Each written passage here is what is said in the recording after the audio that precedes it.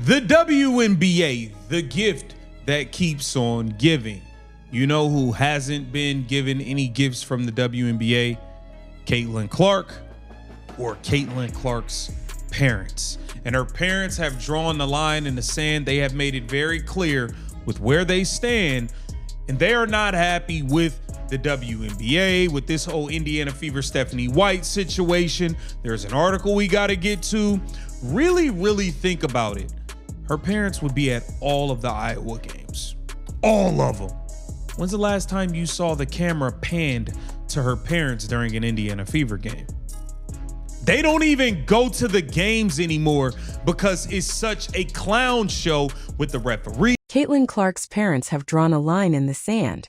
They are done. They don't go to the games anymore. When was the last time you saw the camera pan to her parents during an Indiana Fever game?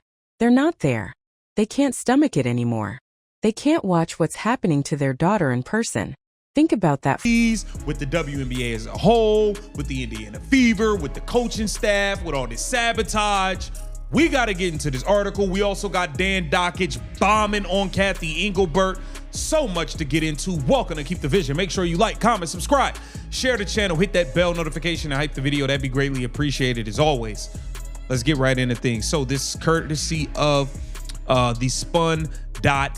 Okay, here it says Caitlin Clark parents made their thoughts on the WNBA very clear. And I thought it was very clear without even reading this article. I mean, they don't even want to go to the damn games anymore. That's disgusting that it's gotten that bad to where her parents don't even want to.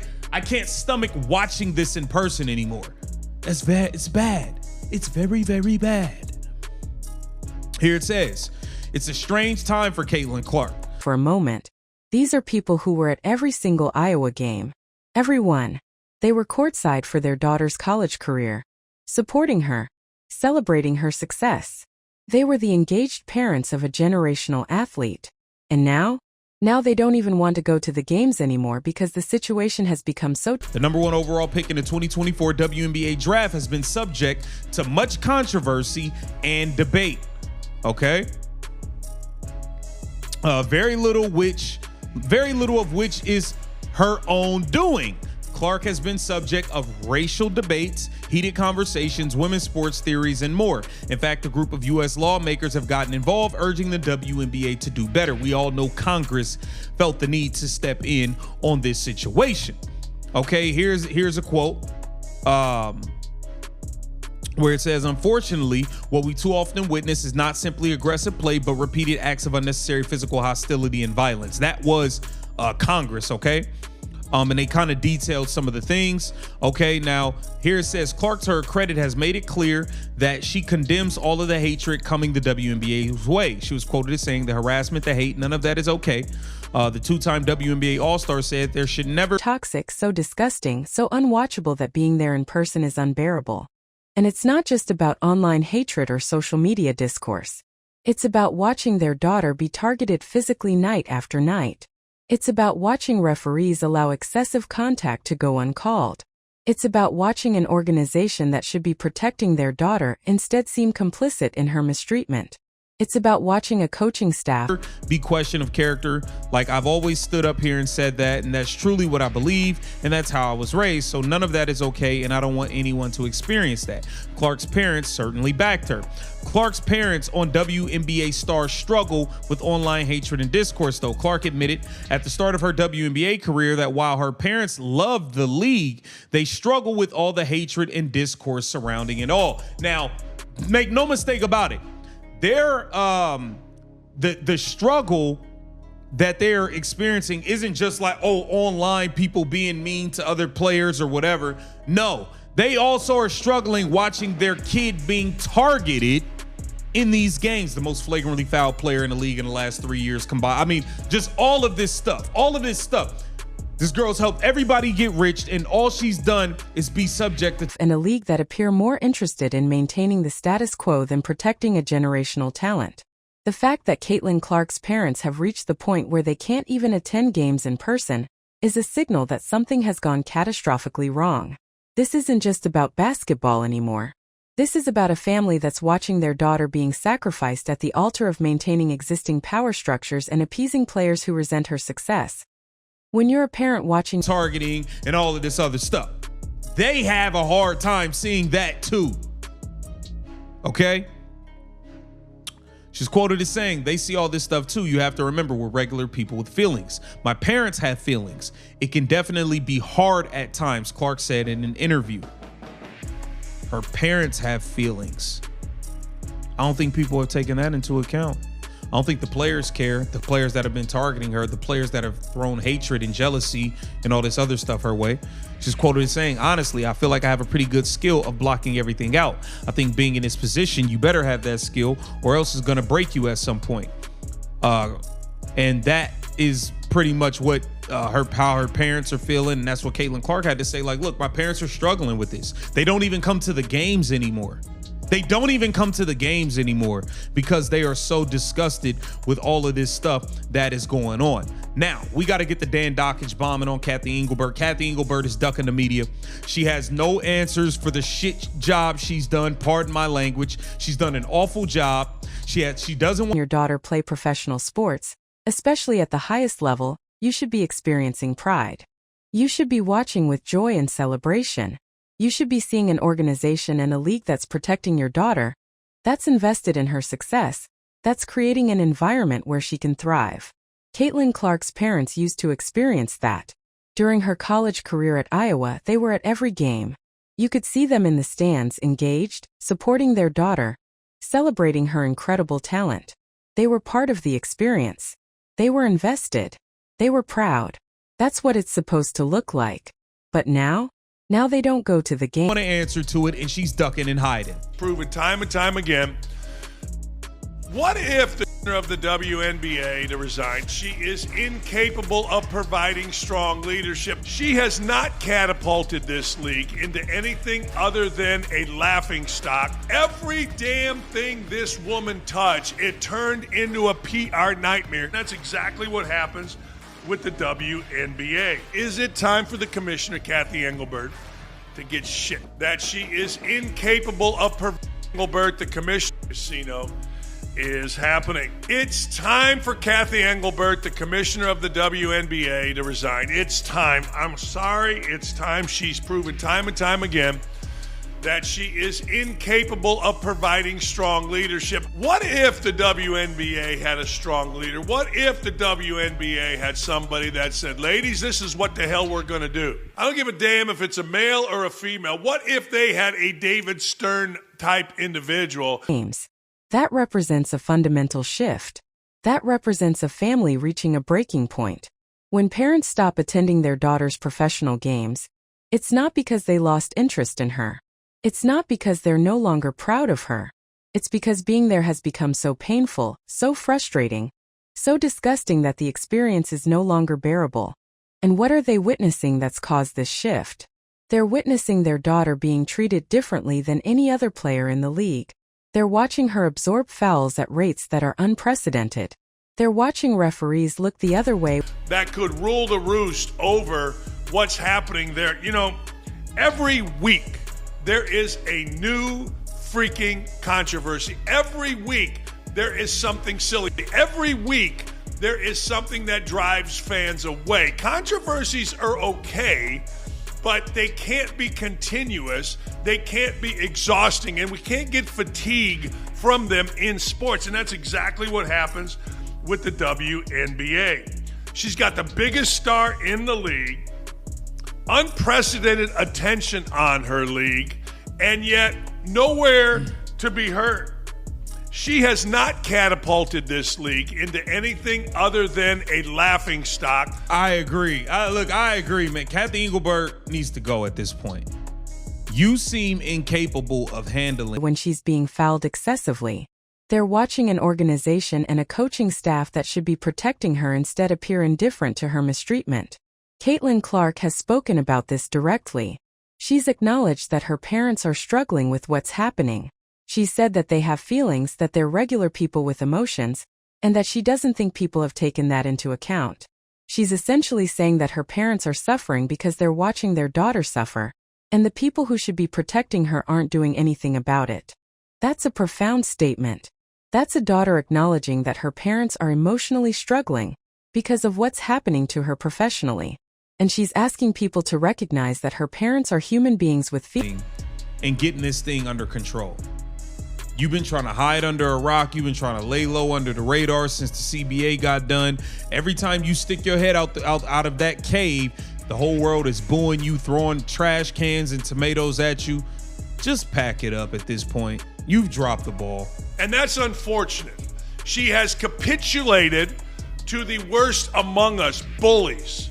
She's afraid to lead, and you cannot be in a leadership position and be afraid to lead. It doesn't matter whether the conversation is officiating. It doesn't matter whether it is bullying Caitlin Clark. It doesn't matter whether or not it is the ongoing drama, whatever that drama is, whether it's the whole lesbian thing, whether it's the whole Caitlin Clark thing. Again, I'm mentioning officiating, discipline.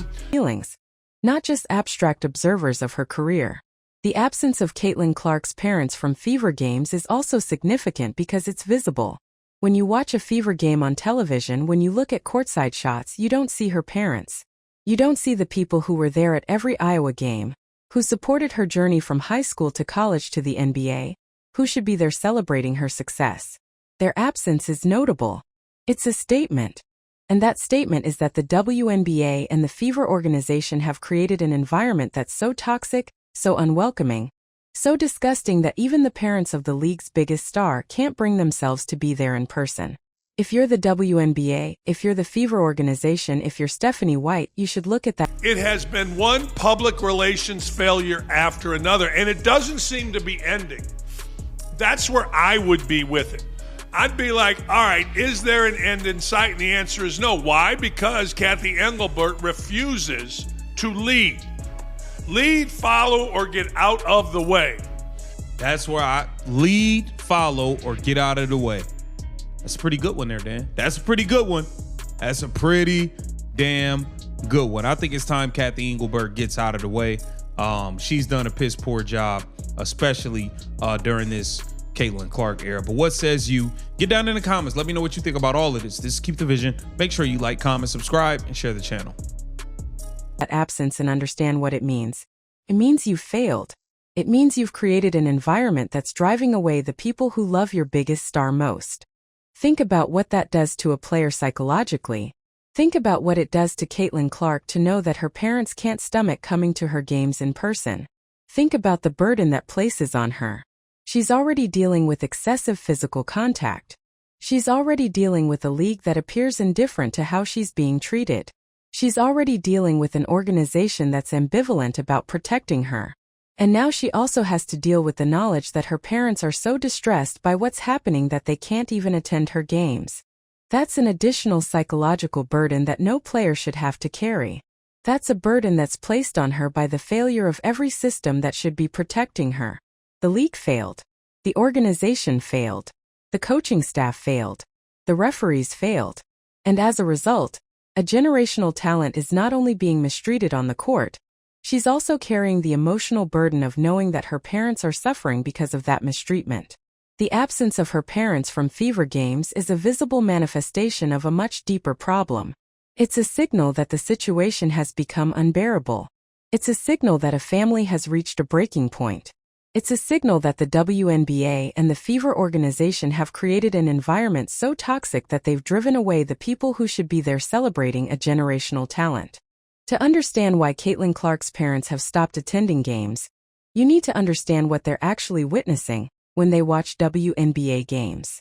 They're not just watching basketball. They're watching their daughter be targeted.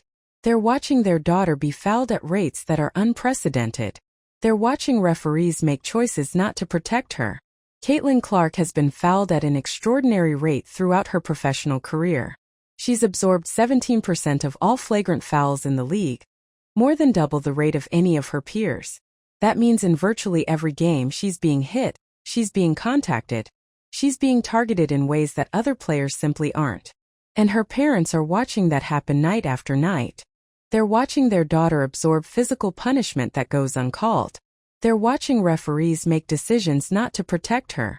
They're watching opposing players commit fouls that should result in ejections, and those fouls are allowed to continue. They're watching a pattern of behavior that's clearly designed to physically intimidate and harm their daughter. And more than that, they're watching an organization do nothing about it. They're watching Stephanie White, the head coach, refuse to publicly defend their daughter.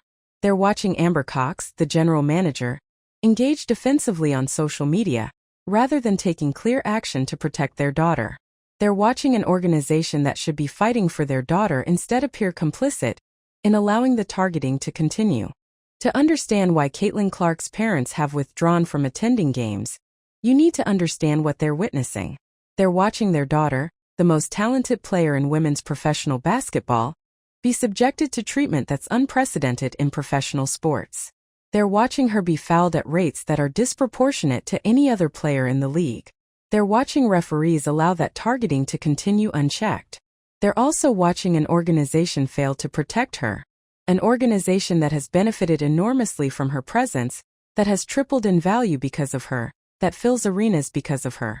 That organization should be defending her publicly, should be advocating for her, should be making clear statements about her treatment. Instead, they've been largely silent. They've been evasive. They've been complicit. Caitlin Clark herself has addressed this in interviews. She's talked about how her parents have feelings, how they're struggling with what's happening, how they can't bring themselves to watch it in person anymore.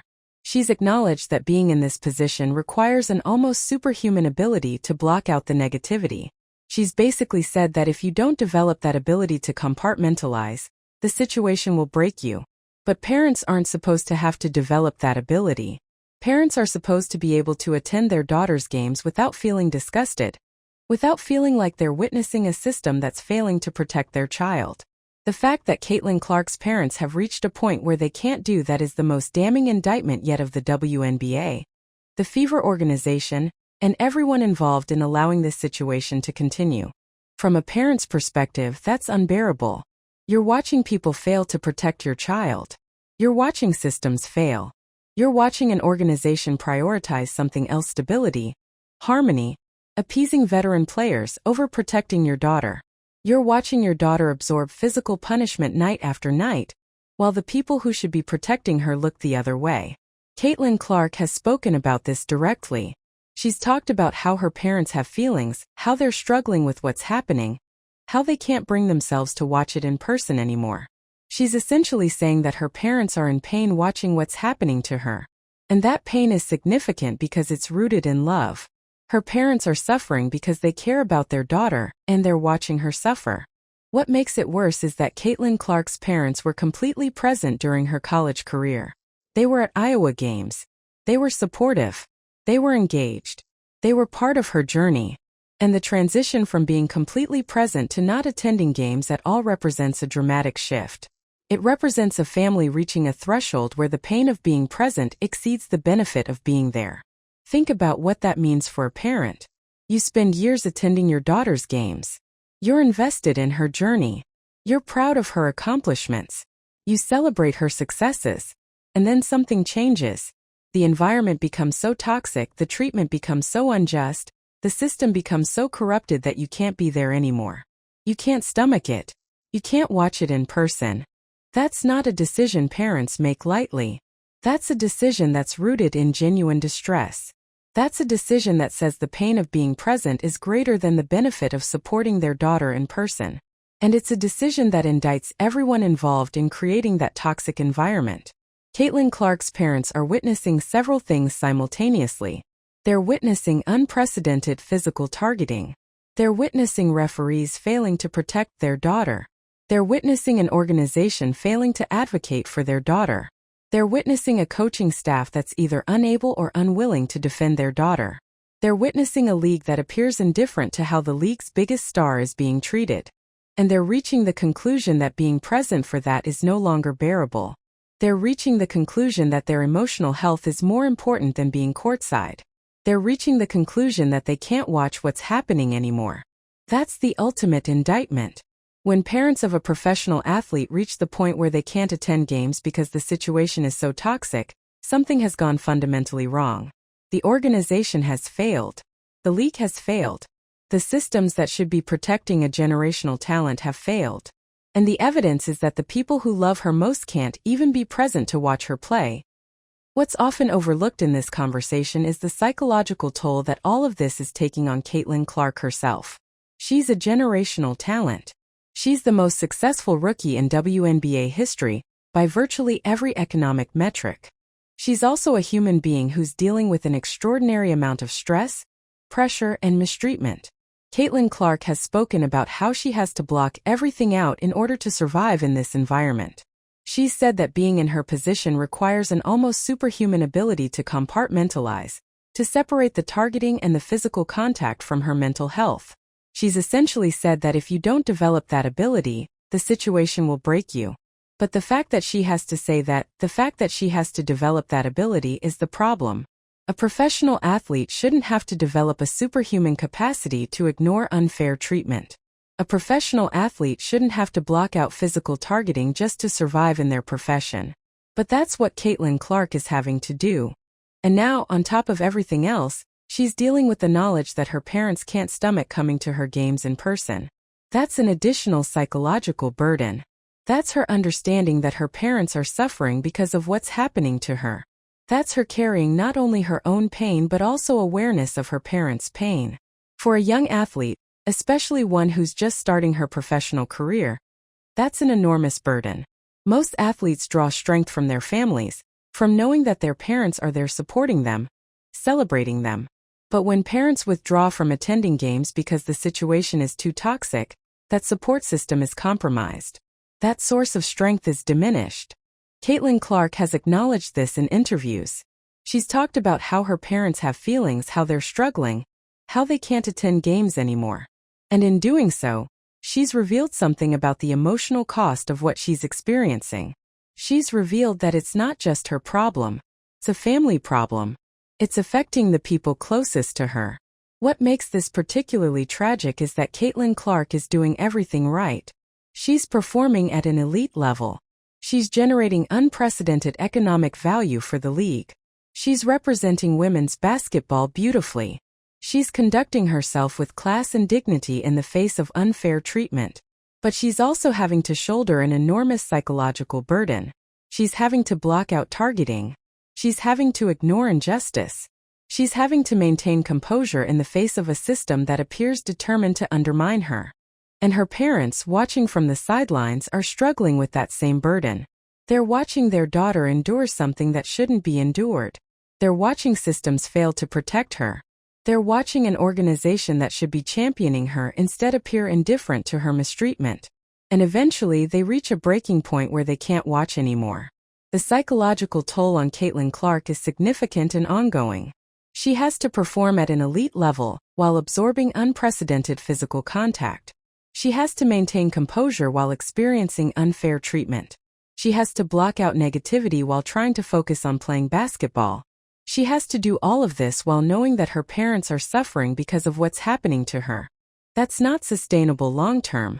No athlete, no matter how talented, no matter how mentally tough, can sustain that indefinitely. At some point, the psychological burden becomes too great. At some point, even the most resilient person has a breaking point. And that's the crisis that the WNBA is creating. They're not just harming Caitlin Clark's career. They're harming her psychology. They're harming her family. They're creating a situation where a generational talent is forced to choose between her mental health and her professional obligations. The fact that her parents have already reached their breaking point is a signal that Caitlin Clark herself might not be far behind. And if the WNBA loses their biggest star because they failed to protect her, because they failed to create an environment where she could thrive, that's a failure that defines the league for years to come. The root of this entire crisis can be traced back to a failure of leadership at the highest level of the WNBA. Commissioner Cathy Engelbert has been absent, evasive, and ineffective in addressing the systemic problems that are plaguing the league. And that failure of leadership is what's allowed the situation with Caitlin Clark to deteriorate to the point where the league's biggest stars' parents can't even attend games in person. Dan Dockish, a respected voice in sports media, has been direct about this. He's called for Engelbert to resign. He said that she's proven time and time again that she's incapable of providing strong leadership. He's pointed out that every week there's a new controversy, a new PR nightmare, a new issue that drives fans away. And he's right. The WNBA under Engelbert's leadership has been defined by continuous crisis management rather than visionary leadership. Engelbert has the biggest star in women's sports. She has unprecedented attention on her league. She has an opportunity that the WNBA has been searching for decades. And what has she done with that opportunity? Nothing. She's hidden. She's ducked. She's let situations deteriorate while offering no real solutions. When it comes to the Caitlin Clark situation specifically, Engelbert has been essentially invisible. There's been no strong statement from the commissioner about protecting the league's biggest star. There's been no directive to referees about officiating standards. There's been no clear accountability for the targeting that Clark has experienced. Instead, there's been silence, deflection, and an apparent hope that the problem will go away on its own. But problems don't go away on their own. Problems fester. Problems grow. And that's exactly what's happened with the Clark situation. What started as concerning targeting has become systematic mistreatment. What started as questions about officiating has become a potential federal civil rights issue. And all the while, Engelbert has been absent from the conversation. Dakish made a comparison to David Stern, the legendary NBA commissioner. Under Stern's leadership, the NBA faced numerous challenges and controversies. But Stern addressed them directly. He made decisions. He provided leadership. He didn't hide or duck. He didn't let problems fester. He acted decisively and with authority. The WNBA has none of that under Engelbert. When controversies emerge, Engelbert disappears. When questions are asked, she's nowhere to be found. When federal officials and members of Congress express concern, she offers no substantive response. She's a commissioner in name only, absent from the critical moments that define her league. And the consequence of that failure is clear. The league is in crisis. The biggest star in the league and her family are being driven away by the toxicity of the environment. Players are resentful. Fans are frustrated. Congress is investigating. And the commissioner who should be addressing all of this is essentially invisible. Dakish point about lead, follow, or get out of the way is apartment Engelbert needs to choose. Either she needs to lead the WNBA through this crisis and take decisive action to protect Caitlin Clark and clean up the systemic problems in the league, or she needs to get out of the way and let someone else do it. But what she can't do is continue on the current path of hiding, deflecting, and hoping problems go away. Because problems don't go away. They grow. And the evidence of that is that Caitlin Clark's parents can't even attend games anymore. That's a failure of leadership from the top. That's a commissioner who's presided over the deterioration of the environment around the league's biggest star to the point where her family has withdrawn. Engelbert has had multiple opportunities to address this. She could have made statements supporting Clark. She could have directed referees to protect the league's biggest star. She could have disciplined players who were targeting her. She could have held coaches accountable for failing to defend their players. She could have taken any number of actions that would have signaled to the league that the mistreatment would not be tolerated. Instead, she's been absent. And that absence has consequences. The consequence is a generational talent dealing with psychological burden that her parents can't even watch. The consequence is a league that's in crisis despite having unprecedented opportunity. The consequence is a commissioner who's failed at the most basic responsibility of leadership, which is to protect the league's biggest asset. It's time for Kathy Engelbert to resign. She's proven that she's incapable of the leadership this moment requires. And the WNBA deserves a commissioner who can actually lead.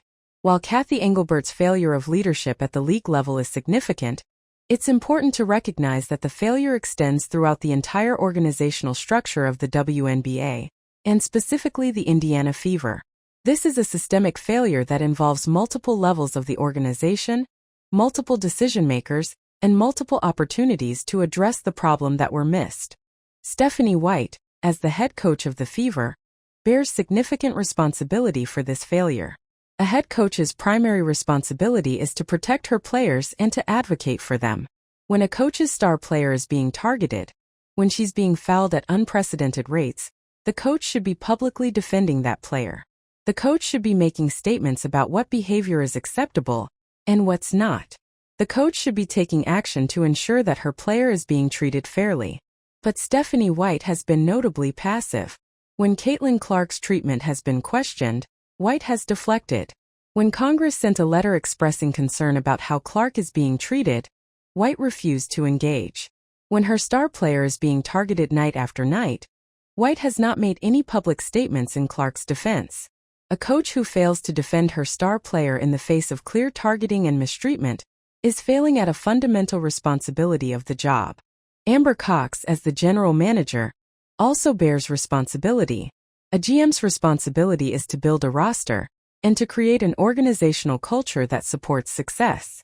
But more than that, a GM should be advocating for her players, especially her franchise players. A GM should be working behind the scenes to ensure that her biggest star is being protected and supported. A GM should be holding coaches accountable for how they treat players. A GM should be demanding that the league office takes action to protect the franchise's investment. But Cox, instead of doing any of those things, has been engaging defensively on social media with fan accounts. She's been avoiding questions about how her organization supports Clark. She's been responding with evasion rather than clear advocacy.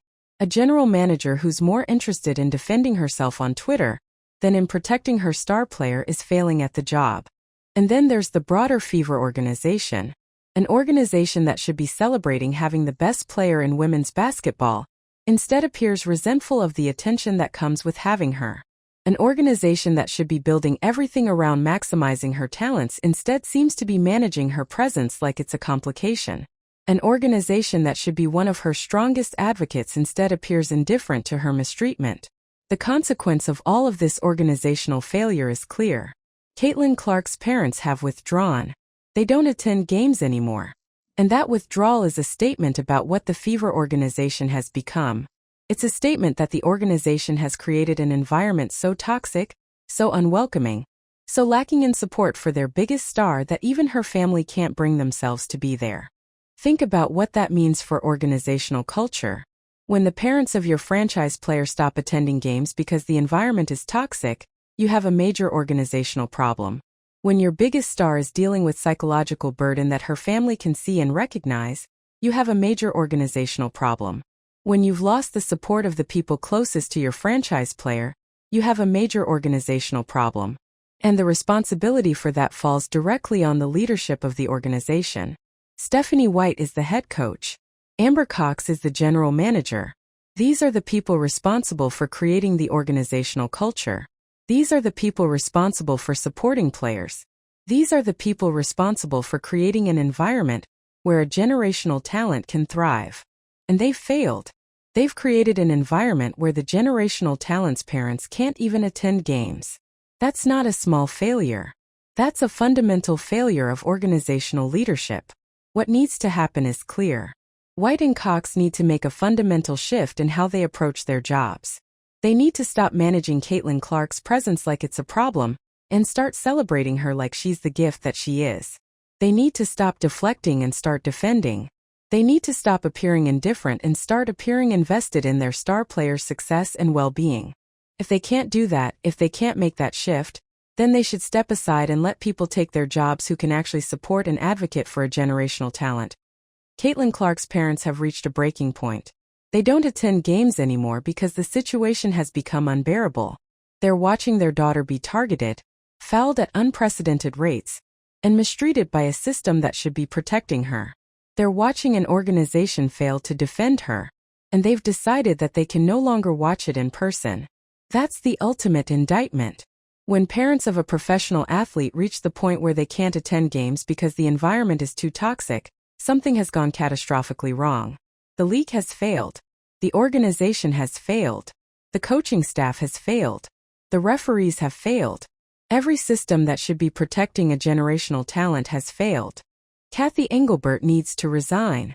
She's proven incapable of providing the leadership this moment requires. Stephanie White needs to step back and ask herself if she's truly defending and supporting her star player. Amber Cox needs to stop engaging defensively on social media and start actually protecting her franchise player.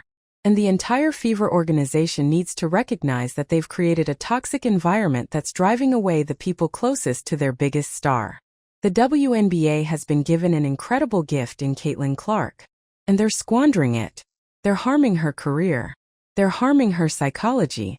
They're harming her family. And if they don't change course immediately, they're going to lose their generational talent entirely. And when that happens, the failure will echo for decades.